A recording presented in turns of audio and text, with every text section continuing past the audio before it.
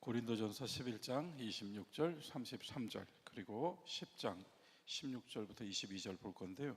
먼저 11장 26절과 33절을 여러분과 제가 같이 한 목소리로 봉독하면 좋겠습니다. 먼저 26절, 우리가 지난주에 읽었던 말씀이어서요, 함께 한 목소리로 읽겠습니다.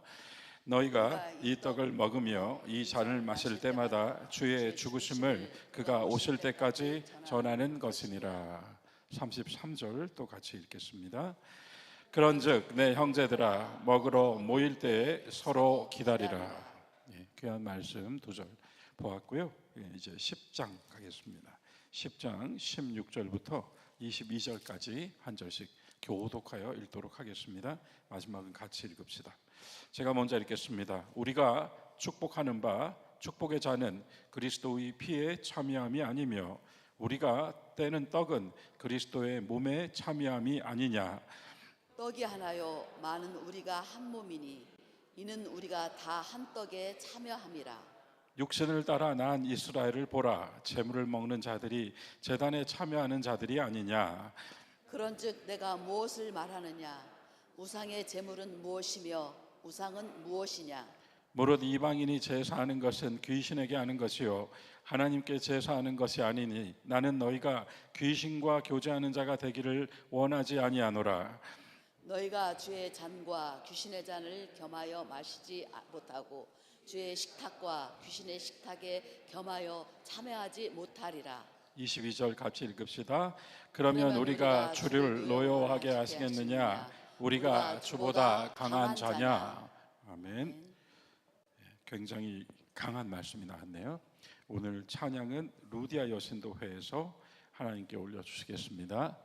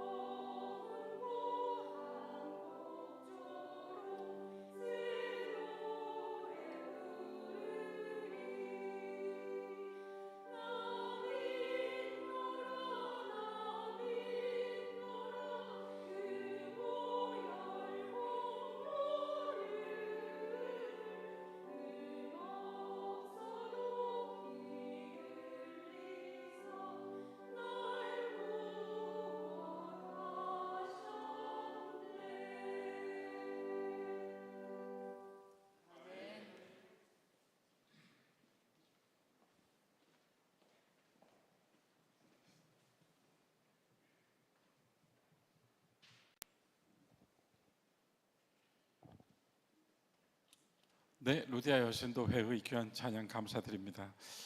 아름답게 우리가 또 함께 찬양을 마음으로 같이 나누고 올렸습니다. 여기 계신 분들 가운데 아직 성만찬을 받을 수 없는 세례교인이 아닌 분이 계신가요? 형철군 세례 받으셨죠? 네. 여기 계신 분들 모두 성만찬 받으실 수 있는 분이에요. 교회의 우리 규범상. 지난주에 이어서 성만찬에 대해서 또 한번 묵상합니다. 함께 은혜를 나눌 건데요. 먼저 서두에 이런 이야기 한번 해볼까요? 2018년도에 야곱회가 주관하신 효도관광이 제 기억으로는 거의 마지막 효도관광이었는데, 사실은 그때 같이 찍으신 단체 사진이 또한 옛 어른들 다 있을 분들 다 계신 가운데 찍은 또 마지막 사진이었던 것 같아요. 제가 볼 때는 2018년도에 그 효도 관광을 어디로 갔는가 하면 영월 청룡포로 갔었죠. 그때 그 보트 짧게 오가는 그 보트에 앉아 계셨던 모습을 다행스럽게도 제가 짧게 동영상으로 남겨놔서 저는 가끔씩 그 어른들 뵙고 싶으면 그 동영상 봅니다. 너무나 행복하고 즐겁게 배를 타고 계시는 모습이 있으시죠. 거기에서도 또 하여튼 그렇습니다. 그때만 해도 영월 청룡포가 이렇게 유명하진 않았어요. 그래서 우리 권사님들 타고 가시는 배에 외부인들 한 10명도 안 됐습니다. 올해 선교위원회에서 우리 조준원 장로님께서 국내 선교여행을 지금 5월에 준비 중이신데, 올해 5월달 국내 선교여행은 1박 2일이 아니라 당일로 어른들 모시고 회비도 아주 작게 해가지고 효도관광 겸하여 가겠노라 이렇게 당에서 얘기하시더라고요. 그래서 올해 5월달에 여신도 일정이 또 어떤가 여러 가지 좀 참고하려고 일정을 참고해서 잡겠다고 하셨는데요. 모처럼 어른들 모시고 또 우리 교우들도 같이 좋은 시간을 가질 수 있지 않을까 생각됩니다. 그 영월 청룡포가 그때는 그랬는데 지금 여러분 혹시 뉴스 보셨을까요? 그 강원도 영월이 언제부터 그렇게 대단했다고 지금 영월의 부동산 값이 정신없이 오르고 있다는 거예요. 이제 젊은 사람들이 인생샷을 또 찍으러 청룡포로 가는 통에 이제 배편이 엄청나게 늘었고, 하여튼 영월이 지금 대단하답니다. 영화 한 편 때문에요. 대단해요 정말. 이제 하나님의 말씀보다 그런 게 훨씬 더 힘이 센 것 같아요. 진짜로요 여러분. 이 시대를 하나님께서 어떻게 보고 계실까는 하나님 판단에 맡깁니다. 그러나 참 모든 것이 다 정말 모든 것이 다 우리 강집사님 기도처럼 하나님 우선이 아니라 다른 것들이 다 앞서 버리고 있는 참 좀 기도하게 되는 시대인데요. 어쨌든 영월이 그렇게 된 이유는 영월에 대해서 조금 사람들이 알게 된 거예요. 근데 거기에 대해서 알아야지 그걸 제대로 볼 수 있다는 거죠. 제가 꼬마 때 말입니다. 이 신설동에서 동대문 오는 길이 저는 이상하게 좋았어요. 신설동에서 동대문 오는 길에 수도학원 지나치면은 육교가 2개가 이렇게 있었습니다. 그래서 여기는 육교가 2개나 있는 동네, 대단한 동네라고 생각했어요. 육교가 2개 있는 동네. 근데 육교를 건너면은 저편에 시외전화국이 있었습니다. 지금은 없어져 버렸어요. 저는 그 시외전화국이라는 간판을 보면서 시외전화국은 대단한 일을 하는 곳이다. 전국으로 전화가 연결되게 하는 대단한 일을 하는 곳이다.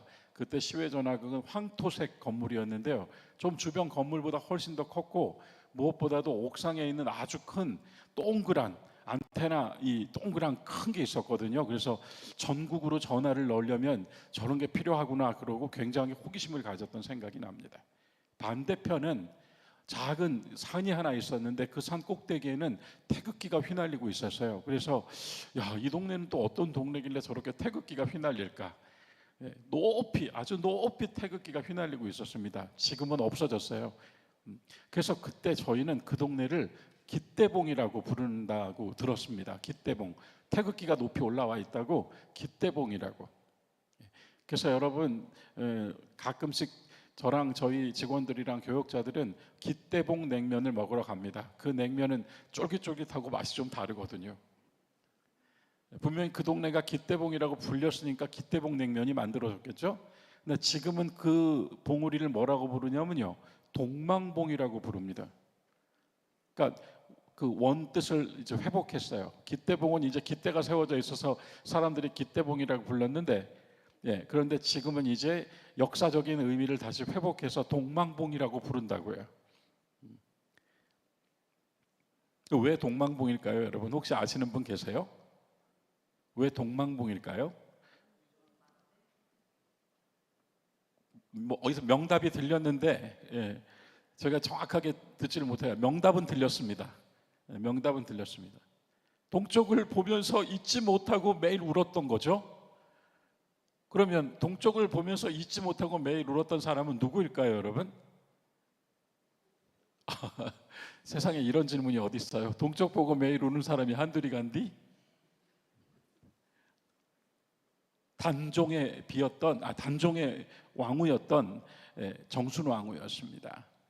15살에 중전이 되었고 16살에 폐위가 되었고 17살에 노비가 되었죠.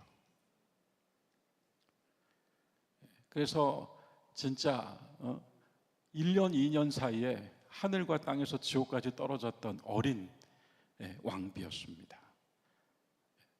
그러나 이 여인은 세조가 죽이지 않아서 이 여인이 그러나 노비가 되었고, 제가 오늘 설교 시간에 이런 얘기 너무 길게 해버리면 안 되고, 여기 또 역사학도셨던 우리 나장로님도 계신데 제가 역사 이야기 함부로 했다가는 또 나중에 또 오류 수정이 들어오기 때문에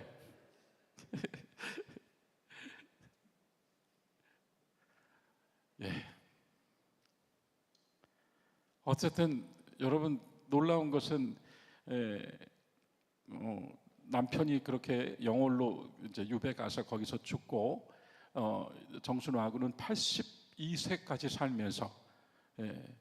살면서 세조의 피를 받은 왕 6명이 역사의 점초를 거듭하는 걸 보고 그 피를 받은 왕의 끝이 누군지 아십니까? 연산군입니다. 그래서 그 모든 것, 그러니까 자신을 전락시켜버린 인물의 후예들이, 자손들이 그냥 쫄딱 무너지는 걸 다 보고 살았어요.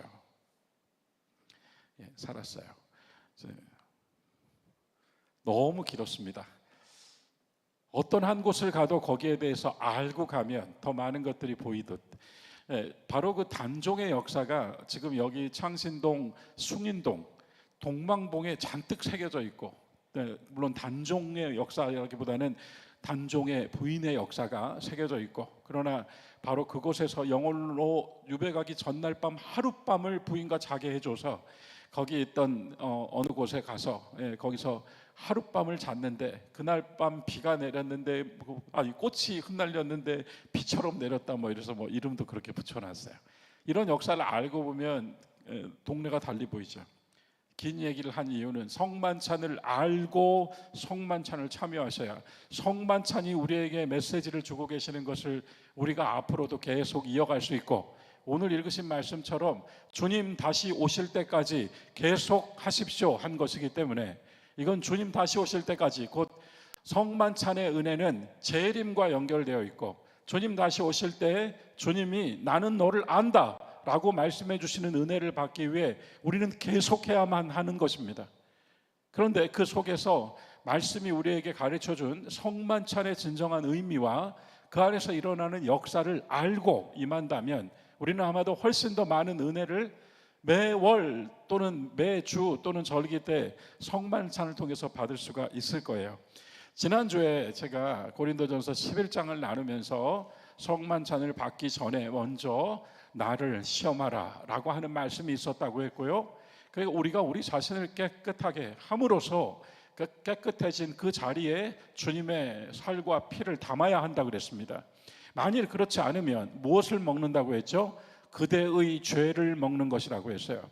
자, 오늘은 귀신의 떡과 주님의 떡을 이렇게 나와버린단 말입니다. 그런데 어쨌든 고린도전서 11장에서 그렇게 나를 시험하라고 하신 말씀 다음에 성만찬 제정사로 우리가 매 성만찬 때마다 이야기 나누는 하나님의 말씀을 바울 사도를 통하여 들려주셨고, 예수님은 하셨고 그 하신 일을 우리에게 기억할 수 있도록 사도 바울을 통하여 우리에게 말씀 주셨고, 우리는 그 말씀을 가지고 교회로 모여서 함께 성만찬 예식을 나눈다 이것입니다. 거기서 사도 바울을 통하여 주신 핵심어, 성만찬의 핵심 첫 번째, 정장로님 지난주에 했는데 성만찬의 핵심 첫 번째 기억 혹시 하시나요? 성만찬은 무엇이다? 거룩하다. 그래서 성만찬이다. 정답입니다. 성만찬은 그냥 만찬이 아니고 거룩하다. 왜요? 주님이 제정하신 거였어요. 그리고 성찬이 아니라 성만찬이다. 논쟁 속에서 성찬이 아니라 성만찬으로 결정되었다. 만찬이라는 건 저녁 식탁이고 모두가 함께 모이는 식탁이며, 만찬 후에는 쉼이 있고 위로와 평안이 있다. 아침 식사는 일을 해야 하고 점심 식사는 일을 하던 중이어야 하지만, 저녁 만찬은 다 끝내고 함께 모여서 모두가 같이 즐겁게 나누고 그 다음은 쉼이 기다리고 있는 행복한 식탁이다. 주님의 떡과 주님의 살과 피를 나누는 그 거룩한 시간을 성만찬이라고 부름으로써 모든 성도는 낮에 모였든 밤에 모였든 아침에 모였든 예수님의 이름으로 주님의 살과 피를 나누는 그 식탁을 성만찬이라고 부르게 되었습니다. 그래서 성만찬이 고린도전서 11장에서 준 메시지 첫 번째는 이것을 행하여 나를 기억하라 또는 기념하라. 그렇죠? 이것을 행하여 나를 기억하라. 그러면 핵심, 이게 핵심이에요. 여러분, 성만찬 하는 이유는 주님을 기억하는 거예요. 그러므로 성만찬의 성도들은 성만찬이 이루어지고 있는 그 시간 동안 어디 가 계셔야 되냐면 갈보리에 가 계셔야 돼요. 갈보리에, 골고다 언덕 위에 계셔야 된다고요. 성만찬은 거기서 주님을 기억하는 겁니다. 골고다의 은혜 안으로 들어와 있어야 돼요. 주님을 기억하라. 그런데 앞에 이 말이 있었죠. 이것을 행하여. 뭘 행했죠? 성만찬을 통해 예수님께서 어떻게 하셨습니까? 여러분, 예수님께서 그 말씀, 제정하신 말씀에서 나오잖아요. 제일 처음에 어떻게 하셨죠? 떡을 드시고 축사하시고 그 다음에 떡을 어떻게 하셨죠? 찢었습니다. 여러분, 찢었어요. 떡을 찢으셨다고요. 떡을 찢어서 나눠주셨다고요. 그래서 이것을 행한다라고 하는 것에는 당연히 드시고 기도하시고가 있지만, 그것보다 더 나아가서, 한 걸음 더 나아가서 찢겨졌어요. 여러분과 저에게도 똑같이 지금 요청하신 거예요. 그냥 성만찬 예식에서 거룩한 절차에 따라 이러고 하는 게 아니라, 여러분, 그 예식 안에서 함께 먹고 마신 성도는 주님을 기억하는데, 주님을 기억하는 방식이 뭐냐면 여러분 자신을 찢어서 나누어 주셔야 된다고요. 굉장히 어려운 말씀이죠. 이것을 행하여 해요. 성만찬 예식을 계속 반복하는 것이 아니라, 성만찬 예식은 당연한 거예요. 주님 오실 때까지 우리가 해야 되니까요. 그러나 그 속에서 이것을 행하여가 굉장히 많은 걸 담아버려요. 주님이 찢으셨다, 기도하셨다, 나눠주셨다, 축복해 주셨다. 이게 다 행해지는 겁니다. 그래서 나를 기억하라. 찢고 나누고 받고 먹고 했던 이 모든 그 행하심 안에서 기억하라. 기억하다라고 하는 말은 지난 시간에 우리가 한번 확인했습니다. 그냥 회상하다, 돌이켜보다, 생각하다, 이러한 의미도 있었지만, 이사야 47장에서 종말을 앞에 놓고 오늘을 생각하는 사람이라는 거예요. 앞을 생각하면서 오늘을, 앞을 생각하면서 과거를, 앞을 생각하면서 현재를 생각하는 행위, 그것도 기억하다라고 성경은 사용했다고 말씀드렸어요. 자카르라고 했습니다.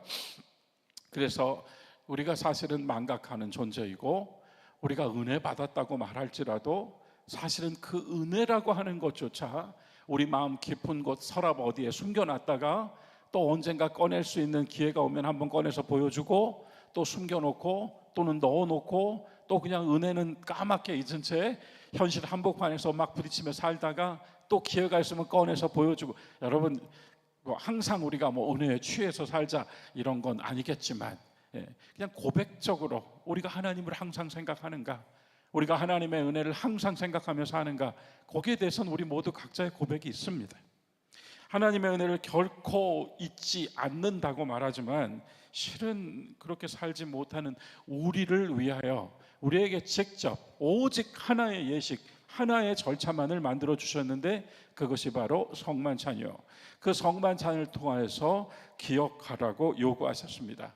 이 요구는 권위와 명령권을 가진 지배자의 요구가 아니었고 너무나 너희를 사랑해 하시는 사랑의 요구였으며, 이 요구는 또한 우리에게 의무와 또는 그 체계를 율법처럼 지키라고 하는 요구가 아니었고 나보다 더 낮은 모습으로 오셔서 해주신 요구, 겸손하신 요구였습니다. 그래서 나를 기억하라고 하신 말씀은 명령이나 권위나 또는 우리에게 제도로 규범으로 전하신 것이 아니라 사랑하셔서 하신 말씀이었고 또한 겸손하게 해주신 말씀이에요. 나를 기억하라. 그래서 앞서 강조했던 것처럼 행하여, 이것을 행하여, 이 행하여를 정말 어디까지 볼 것인가 라고 우리가 생각해 본다면 주님의 성만찬을 통하여 주님을 기억하는 우리들의 신앙과 삶은 굉장히 많은 내용을 담을 수 있게 됩니다. 주님을 기억하여서 얻는 유익이 있다면 그것은 무엇보다도 여러분, 예수님의 몸과 피를 내 몸 안에 담는 게 영적으로 어떤 유익이 있을 거라고 생각하세요? 물론 우리가 주님의 생명을 내 안에 담았습니다, 할 수 있겠습니다만 더하여 뭐가 있을 것 같으세요? 평안, 평안 좋죠. 주님의 평안이 내 안에 강같이 흐릅니다. 조금 더 전투적인 표현 하나를 써본다면 어떤 게 있을까요? 요한복음 15장 18절 20절 한번 찾아볼까요? 요한복음 15장. 저는 이 말씀을 지금도까지 그랬지만 앞으로 더 표대로 삼으려고 하는데요. 요한복음 15장 18절부터 20절 참포도나무 말씀인데요. 173페이지입니다.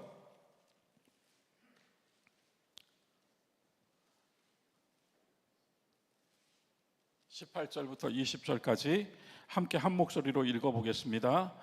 세상이 너희를 미워하면 너희보다 먼저 나를 미워한 줄을 알라.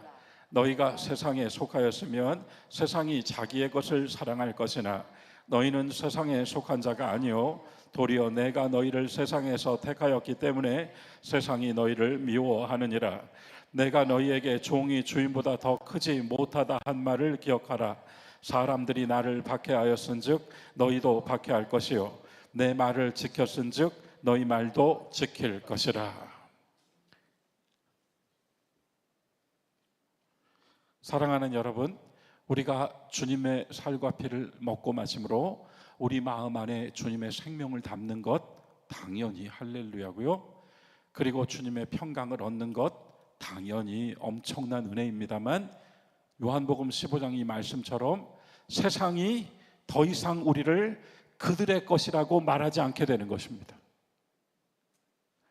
항상 이 만찬을 통하여 주님의 살과 피를 우리 안에 담고 사는 이는 나에게 속한 자라고 부르시는 주님의 것이 됩니다. 그래서 우리 모두가 더 이상 세상의 영향을, 세상이 우리를 지배하고 다스리는 자가 아니라 주님께서 나를 이끄시고 돌보시고, 당연히 주님의 거니까 주님이 살피실 거 아닙니까? 그러한 은혜가 성만찬을 통하여 우리에게 유익으로 주어지는 것입니다. 요한복음 15장 이 지금 읽으신 이 말씀은 보통 말씀이 아닙니다. 앞으로 더 어려워지고 신앙적으로 더 힘들어지고 혹시 교회가 더 내려간다고 할지라도 여러분들이 끝까지 예수님 붙잡아야 될 이유의 말씀이에요. 이게 이 예수님 붙잡고 있어야 될 이유의 말씀이라고요. 자, 성만찬을 통하여서 그럼 어떤 일이 일어나는가? 당연히 어떤 일이 일어납니까? 성도가 하나가 됩니다. 고린도전서 1장에서 성도를 딱 두 가지로 명확하게 정의해 주었습니다. 고린도전서 1장을 보면 안 보셔도 돼요. 말씀으로 그냥 드릴게요. 1장에서 뭐라 그러냐면 하나님께서 택하셔서 성도로 불린 사람들, 여러분과 제가 성도로 불린 사람들, 여러분 성만찬 예식할 때 아주 절묘하게 제가 사용하는 용어들이 있는데 그 중에 하나가 성만찬 예식이 끝나면 저는 여러분들께 사랑하는 성도 여러분, 우리 함께 감사의 기도를 드립시다라고 합니다. 왜요? 우리가 성도로 또 한 번 부름을 받았거든요. 그때는 제가 교우 여러분이라고 안 하고 신자 여러분이라고 안 하고 성도 여러분이라고 부른다고요. 그래서 고린도전서 1장에서 예수 믿는 자를 첫 번째 하나님이 사랑하셔서 성도로 부른 사람들, 그리고 곧바로 그 다음 절에서 뭐가 나오냐면 하나님을 부르는 사람들, 주님의 이름을 부르는 사람들. 그럼 성도는 누구입니까? 교우라고 하면은 기본적으로 교회에 속한 사람이죠. 교회에서 함께 우리 같이 이렇게 살아가고 있는 형제 자매들입니다. 하지만 성도는 차원이 달라지는 거예요. 성도는 하나님이 택하여 사랑하심으로 부른 사람들, 그러니까 하나님이 불러준 사람들, 반대로 내 편에서는 그분의 이름을 부르는 사람들, 이게 성도입니다. 우리 모두가 각자로는 개성이 다르고 삶의 내용이 다르고 우리가 걸어왔던 길도 다르고 또 앞으로 가야 될 길도 다르고 우리들 다 각자고 우리 다 혼자고 우리 결국 혼자 가야 되고 혼자 하나님 앞에 서야 해요. 적어도 그 문제에 있어서만큼은 누구도 대신해 줄 수 없고 누구도 나랑 같이 서주지 않아요. 그러므로 이 문제를 딱 내 마음에 두고 사는 것이 종말을 염두에 두고 과거를 돌아보는 사람인 겁니다. 혼자 서야 돼요. 근데 그 혼자 서야 되는 내가 바로 이 성도의 부르심과 주님의 이름을 부르는 사람으로 서게 되고, 더 나아가서 함께 모인 형제 자매들, 곧 교우들이 그 거룩한 주님의 살과 피를 먹고 마심으로 모두 성도가 된 것을 확인하는 겁니다. 그래서 교회가 어떤 공동체? 사랑의 공동체입니다. 조금 전까지 저 사람은 나에게 원수였고 조금 전까지 저 사람과 나는 증오와 미움의 관계였을지 몰라도, 여러분, 그래서 우리 교회 예배 안에서는 제가 평화의 인사가 본래 있기 때문에 닮지 않습니다만은 성만찬 예전의 본류에는 항상 시작할 때는 주님이 우리에게 주신 기도가 나오고, 그리고 마지막 성만찬이 끝난 다음에는 평화의 인사가 정말 뜨겁게 이루어집니다. 왜요? 그것을 먹고 마신 다음 그 순간으로는 이제 형제와 자매가 하나가 되어버리기 때문에 그렇습니다. 성만찬의 유익 기억해 주세요. 앞서 제가 말씀드렸어요. 세상은 더 이상 당신의 주인이 아닙니다. 주님께서 나의 주인이십니다. 성만찬의 유익 두 번째, 나는 아무것도 아닌 사람인데 나를 사랑하셔서 성도라고 불러주셨고 나로 하여금 주의 이름을 부를 수 있는 성도가 되게 해주셨으며, 조금 전까지 남남이었을지 모를 그대와 내가 주님의 몸과 피로 서로 함께 하나가 되었습니다. 이게 다 지금 고린도전서 10장, 11장 이 두 페이지에서 모두 들려주고 있는 말씀이에요. 제가 혼자 이야기하고 있는 게 아니에요, 여러분. 하나가 됩니다. 하나가 돼요. 제가 조금 과격하게 말한다면, 이미 제가 그런 얘기도 종종 교우들께서 하시는 거 들었지만, 여러분, 천국에는 장로교, 감리교 없어요. 그런 거 없다고요. 천국에는, 하나님의 나라에는.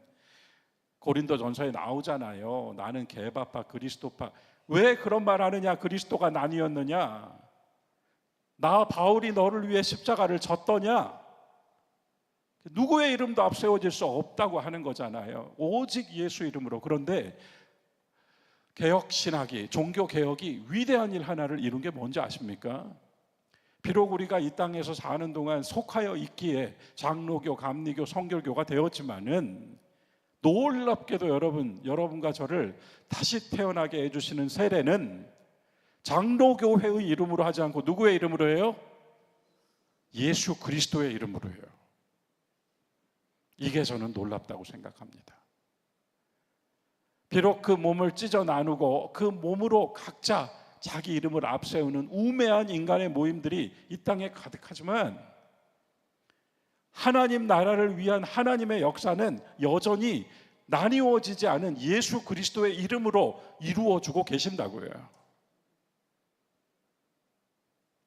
그래서 분열과 분쟁과 다툼은 인간사 다 그렇습니다만 거룩한 이 성만찬을 통하여 치유되고 회복되고 소생합니다.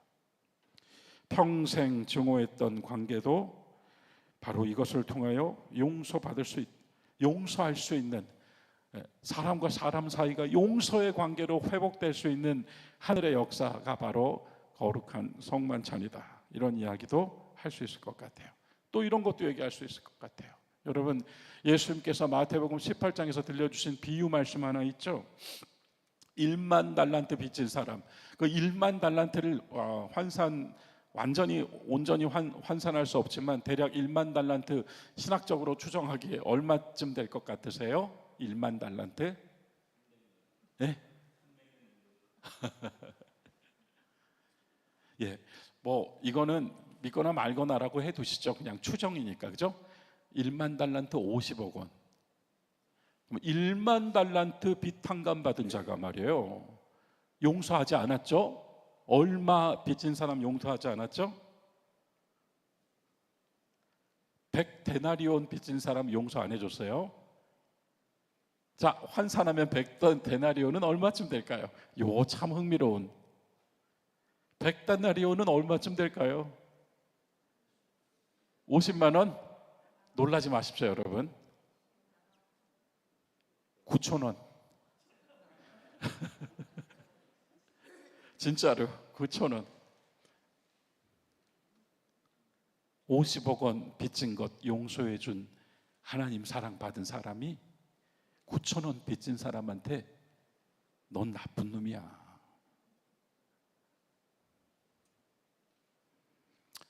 주님께서 자신의 몸과 피를 내어주신 은혜를 받은 사람은 용서할 수 있다고 하는 것이 또 하나의 메시지가, 성만찬의 메시지가 되겠습니다. 그래서 우리가 이전에 공부하면서 나왔습니다만은 교제에 대한 이야기 제가 해드렸잖아요. 결국은요, 제가 교제를 말씀드릴 때 성도의 한 손은 받는 손입니다 그랬잖아요. 이 받는 손이 뭐냐면 성만찬 받는 손이에요. 그래서 사실 우리 장로님들 가운데에서는 저와 함께, 저는 사실은 이건 제 개인적인 고백이고 제 개인적인 신학적 확신입니다만, 제가 오른손잡이라서 이 손으로는 너무 못난 짓을 많이 해서 제가 왼손으로 받습니다.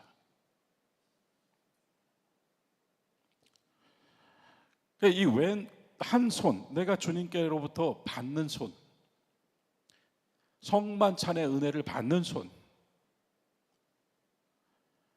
그리고 또 한 손은 뭐라고요? 내밀어 주는 손입니다.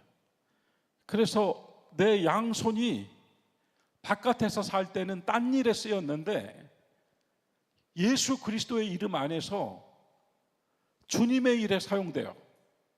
한 손은 받는 손, 한 손은 잡는 손, 주는 손, 잡아주는 손, 끌어올려주는 손, 토닥여주는 손, 위로해주는 손이 된다고요. 그래서 내 양손이 귀히 사용될 때, 성도들이 그렇게 서로의 손을 귀히 사용하여 잡아줄 때, 그게 교제라고요. 그게 코이노니아란 말입니다. 그러면 결국 그 성만찬의 유익 세 번째는 뭐겠어요? 진정한 교제를 우리에게 허락해 주시는 주님의 통로입니다. 축복의 통로예요.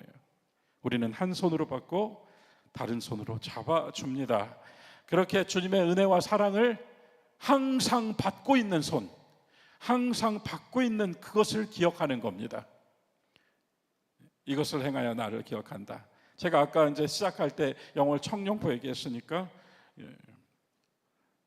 정리가 좀 된다면 내가 무슨 의미를 가지고 성만찬을 지금 하고 있는가? 자, 두 번째 핵심, 성만찬의 두 번째 핵심이 오늘 우리가 읽은 11장 26절입니다. 바로 그 말씀은 뭐냐면 주님의 죽으심을 선포하는 것입니다. 이거 중요합니다. 우리가 성만찬을 계속 행하는 것은 주님 다시 오실 때까지 주님의 죽으심을 선포하는 행위입니다. 제가 무슨 말을 한 것이 아닙니다. 그냥 주님의 피와 살을 받아 먹었는데 주님의 죽으심을 선포하고 있는 것입니다. 거기 신비가 있다고요. 11장 26절 다시 한번 같이 읽어볼까요? 함께 읽읍시다. 너희가 이 떡을 먹으며 이 잔을 마실 때마다 주의 죽으심을 그가 오실 때까지 전하는 것이니라. 그가 오실 때까지 세상이 보도록, 영들이 보도록 주님께서 또한 보고 계심을 알고 모든 형제 자매가 함께 보면서 그렇게 전하고 있는 거예요. 오늘 시간이 이제 많이 돼서 제가 이거 읽으려고 그랬는데 여기 다 못 읽겠고요. 베드로후서 1장 한 번만 찾아보겠습니다. 베드로후서 1장입니다.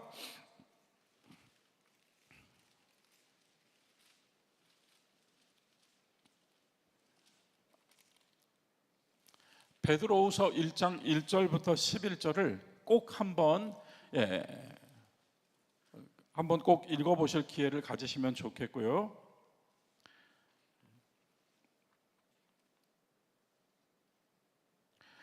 3절을 보시면 그 신기한 능력으로, 그 신비한 능력으로 생명과 경건에 속한 모든 것을 우리에게 주셨다. 4절 보배롭고 지극히 큰 약속을 우리에게 주셨다. 그래서 이놈의 욕심 때문에, 이놈의 정욕 때문에 세상에서 썩어질 수밖에 없었던 운명을 피하고 신성한 성품에 참여하는 자가 되게 해 주셨다. 이렇게 나옵니다. 너무 귀한 말씀이죠. 그러므로 하고 5절에서 제가 예전에 제가 부임하고 얼마 안 돼서 이 설교 한번 한 것 같습니다. 믿음의 덕을 덕의 지식을 지식의 인내를 인내의 절제를 이렇게 쭉 했던 거예요. 이게 다 상승이에요. 상승. 마지막에 사랑이죠. 상승. 그래서 9절 같이 읽읍시다. 9절 이 모든 이야기, 지금 신비한 능력으로 생명과 경건에 속한 걸 주셨고 보배롭고 지극히 큰 것을 우리에게 주셨고 다 주셨어요. 다 받으셨어요. 저와 여러분이 다 받았는데 그걸 가지고 우리가 믿음으로 덕으로 지식으로 절제로 인내로 형제 우애로 사랑으로 살라고 해주셨는데 이거 다 없으면 9절 같이 읽겠습니다. 이런 것이 없는 자는 맹인이라 멀리 보지 못하고 그의 옛죄가 깨끗하게 된 것을 잊었느니라. 맹인이라 옛 죄가 깨끗하게 된 것을 잊었느니라. 그렇습니다. 주님의 죽으심을 선포하는 성만찬 예식을 통해 우리는 우리의 죄가 깨끗하게 된 것을 또 상기하게 되는 겁니다. 이해가 되셨죠? 이걸 잊어버리지 않는 사람이 되라고 베드로후서에서 딱 못 박아 놨습니다. 잊어버리지 말라고. 우리의 죄가 사함 받은 것을 잊어버리지 말라고. 세상에서 썩어질 정욕의 운명에서부터 벗어나서 신성한 성품에 참여하게 주신 것을 잊어버리지 말라고요. 잊어버리지 말라고. 그래서 주님의 죽으심을 선포하는 이건 말로 하는 게 아니고 그냥 그 모습으로 찍고 나누고 서로 주고받고 감사하면서 먹고 주님을 찬양하는 그 모습으로 죽으심을 선포하고 있다. 자, 그러면 이제 마무리를 해야 되겠어요. 마무리를 해야 되겠습니다. 다음 주에 우리가 성만찬 실현을 우리가 새우의 성만찬 예배에서 하기 때문에 그때 제가 오늘 못한 얘기 또 해드릴 수 있어요. 충분히. 그러니까 오늘 아주 중요한 거 하나만 얘기하고 마치겠습니다. 왜 죽으심을 선포하는 행위인가? 중요하겠죠? 몸과 피는 함께 있어야 되죠. 맞죠, 여러분? 몸 안에 피가 있어야 되잖아요. 몸과 피는 같이 있어야 되잖아요. 그런데 지금 이 준비된 이 식탁에 어떻게 되어 있습니까? 몸과 피가 어떻게 되어 있어요? 따로 있으니까 죽은 거예요. 이해가 되셨습니까? 몸과 피는 같이 있어야 돼요. 그런데 몸과 피가 따로 있어요, 지금. 그게 죽음입니다. 그런데 여러분 어떻게 아셔요? 주님께서 이걸 베풀어 주셨어요. 그래서 우리가 성만찬 예식을 통해 어떻게 합니까? 먹고 마시죠. 몸과 피가 어떻게 됐습니까? 하나가 됐습니다, 여러분. 이것이 주님의 죽으심. 주님이 죽으심으로, 주님이 죽으신 상징이 뭐냐면 몸과 피가 나뉘어진 거예요. 그런데 이것을 받아 먹은 우리는 주님의 생명이 우리 안에서 다시 살아났어요. 그래서 우리가 주님의 생명을 가지게 되었다고 말하는 겁니다. 완전히 이해가 되셨죠? 또 하나 얘기해 드릴게요. 그러면 떡은 뭘로 만들죠? 간단하게 밀가루로 만들죠. 밀가루로 만든다고 합시다. 그러면 밀가루로 만들면 밀 이삭이 잘 자랐잖아요. 자, 우리가 세상살이 하면서 너가 이걸 전공했으니까 이 전공 분야에서 으뜸이 되어라. 그러면 그게 뭐예요? 밀 이삭이 잘 자라서 딱 된 거죠. 세상 거기까지인 거예요, 여러분. 그런데 지금 이게 떡이 되려면 어떻게 돼야 돼요? 으깨어져야 되죠. 벗겨져야 되죠. 빻아져야 되죠. 사정없이 뭉개져야 되죠. 이게 죽음이잖아요.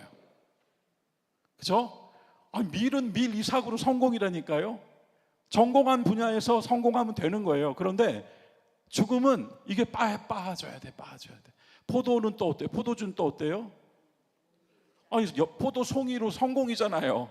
다 이루었다잖아요, 송이. 그런데 그 송이가 즙틀에 들어가서 마구 눌려가지고 즙이 흘러나오게 되는 거죠. 죽음이죠. 그죠? 바로 그래서 우리가 이 식탁에 올려놓은 이 떡과 잔이 뭐예요? 뭘 상징이? 죽음이에요, 이게. 밀리삭이 죽었고 포도송이가 죽었다고요. 원래 그 모습으로 충분했는데 죽었다고요. 그게 빠져 버렸다고요. 으깨져 버렸다고요. 그 빠지고 으깨진 것을 우리가 먹어요. 죽으심을 먹죠. 그러면 이것이 빠지고 으깨진 자리를 뭐라고 할까요? 아니, 예전에 이거 곡식, 권사님 예전에 곡식 이렇게 하는 걸 뭐라 그러죠, 그걸? 예? 조금 크게 말씀해 주시면 제가 용기 내서 말할 수 있을 것 같은데. 응? 방앗간, 디딜방아. 그리고 포도주는 뭐예요? 포도주는 어떻게 만들어질까요? 즙틀이 있잖아요, 즙틀. 그래서 쫙 누르면 쫙 흘러나오잖아요, 이렇게.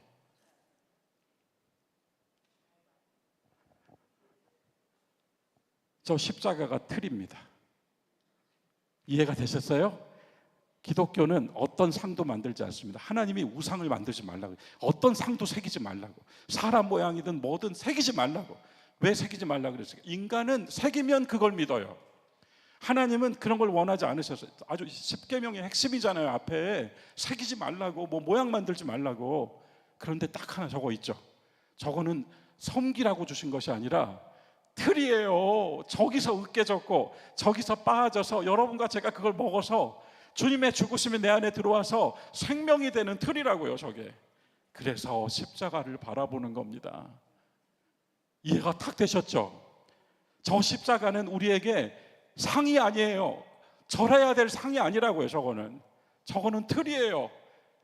틀, 예수님이 죽으신 틀. 저 틀에서 빠지고 저 틀에서 으깨져서 저기서 흘러나온 살과 피가 우리 안으로 들어오게 되었다고요.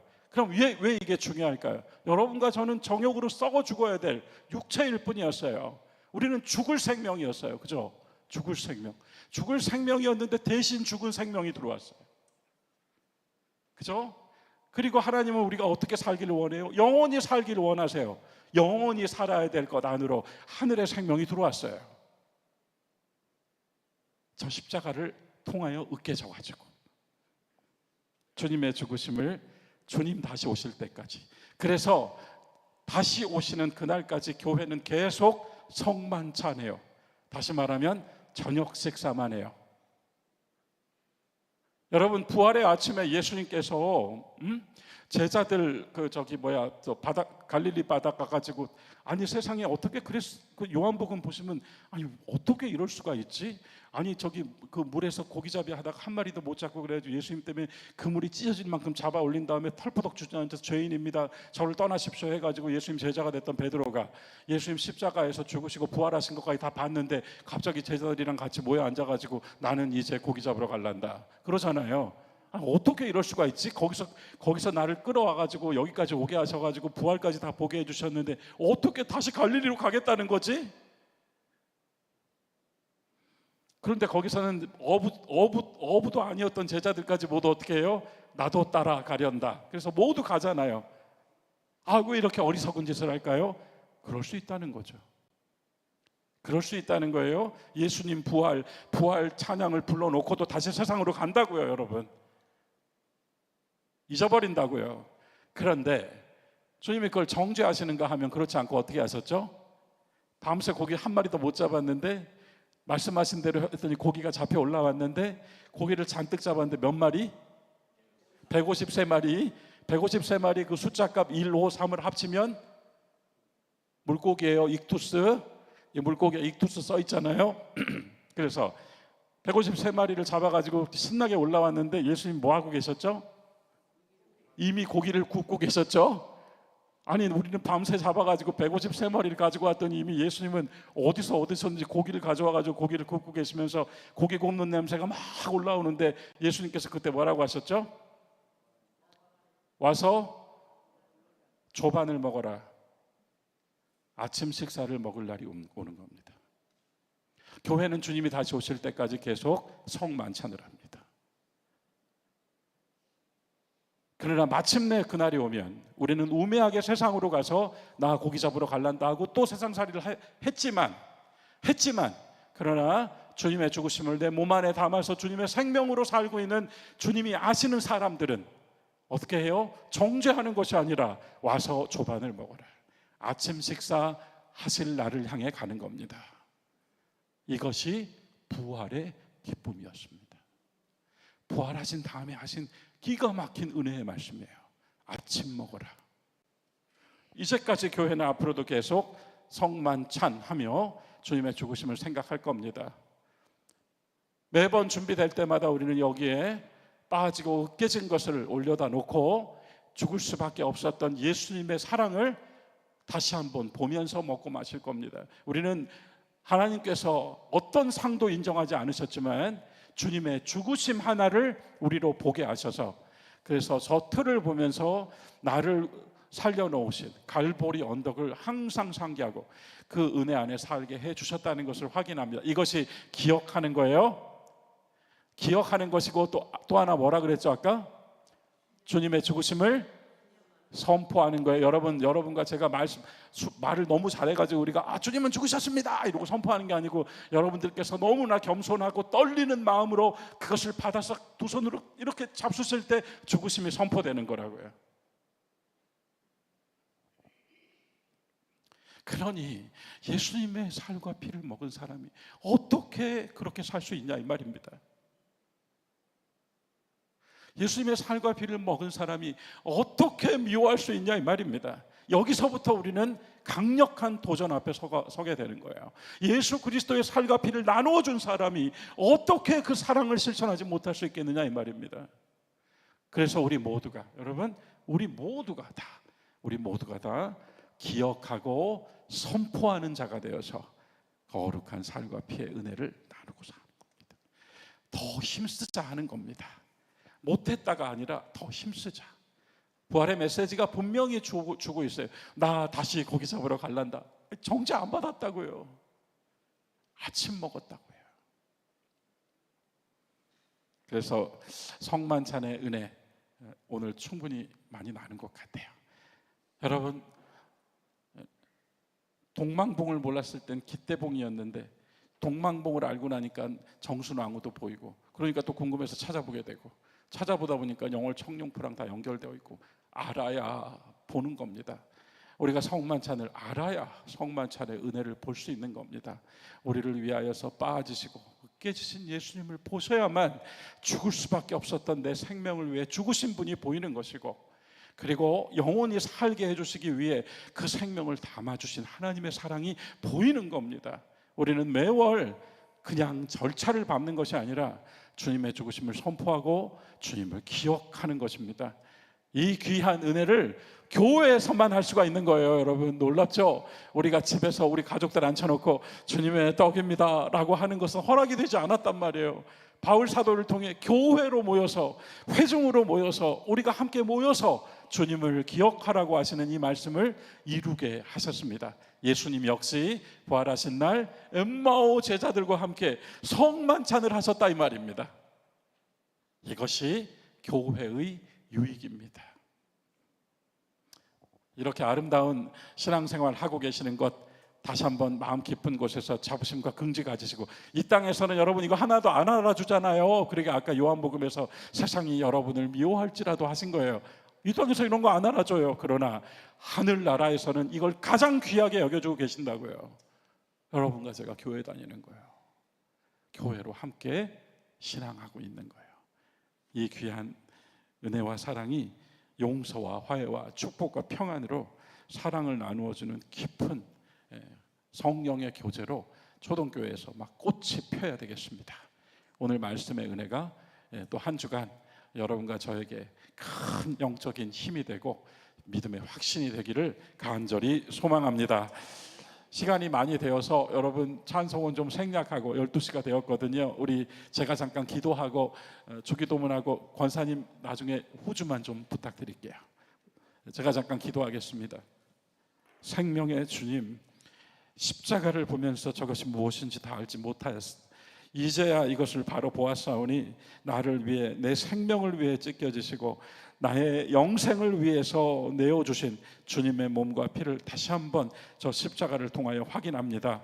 그 귀한 사랑 잘 간직하고 갈보리의 은혜를 늘 기억하고 주님의 죽으심을 온몸으로 선포하고 이것을 행하여 주님의 뜻을 이루어 나가는 초동교회와 우리 모두가 되게 하여 주시옵소서.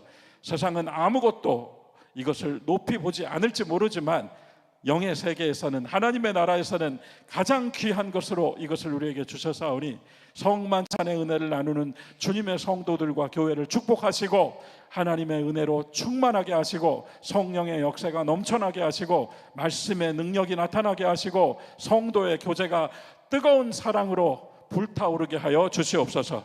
그래요, 이 시대에 이 교회를 보는 것이 아니라 예수님을 발견하고 방주를 찾아오는 초동의 부흥을 이루어 주시옵소서. 우리 주 예수 그리스도의 이름으로 간절히 기도드리옵나이다. 아멘.